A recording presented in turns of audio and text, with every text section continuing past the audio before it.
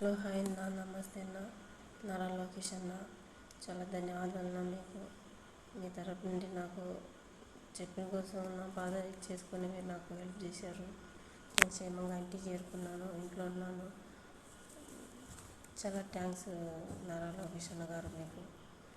అలాగే చిలకరపల్లి అన్న, మీకు కూడా చాలా చాలా థ్యాంక్స్ అన్న.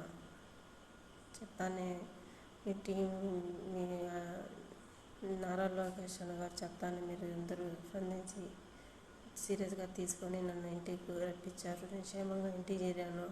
మీకు అందరికీ నా తరపు నుండి ధన్యవాదాలు.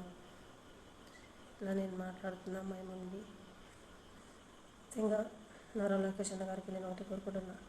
ఏదో నాకు బతుకుదిరి కోసం పోయాను, అప్పులు బాగాలేకపోయి మా ఆయన బాగాలేకన్నా అయిపోయి ఇంటి మీద లోన్ తీసుకొని నేను అప్పు తీసుకుని వెళ్ళిపోయానన్న. ఇలా అయింది. కానీ ఇలా అయిన కోసం మీరు మంచిగా నాకు ఇంటికి పంపించేశారు. చాలా చాలా థ్యాంక్స్ అన్న మీకు. మీరు కూడా మీ జన్మలో మర్చిపోలేము మేమైతే, నేను మా బిడ్డలు. కానీ నా బిడ్డకి నాకు కొడుకున్నాడు, నా కొడుకు ఏదైనా ఉద్యోగం ఇప్పించండి. మీ తరపు నుండి నాకు కూడా బతుకు తీరు ఒకటి చూపించి నాకు ఏదో చిన్న సహాయంగా చేయాలా మీరు. నేను ఇంటి మీద చాలా అప్పు చేశాను, ఇంటి మీద లోన్ తెచ్చాను.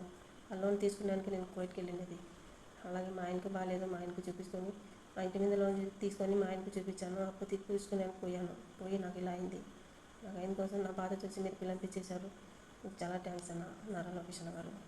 నాకు ఏదైనా చిన్న సహాయం చేయాలా, మీరు సహాయం చేసి ఏదో బతుకు తీరు చూపించండి. మీరు కూడా మీకైతే మా తరపు నుండి చాలా ధన్యవాదాలు అన్న. మీకు నాకేం మాట్లాడేదో అర్థం కావట్లేదు. జిలకర్మల్లి అన్న మీకు, అలాగే నారా లోకేష్ అన్న టీం అందరికీ నా తరపు నుండి ధన్యవాదాలు. నా తరపు నుండి మీకు అందరికీ ధన్యవాదాలు. నారా లోకేష్ అన్న గారు చెప్తాను మీరు అందరూ స్పందించి నన్ను సేవ్ చేశారు, నన్ను ఇంటికి పంపించారన్న. మీకు అందరికీ ధన్యవాదాలు. చాలా చాలా థ్యాంక్స్ అన్న. దీని గురించి నేను ఇంకేం మాట్లాడలేను.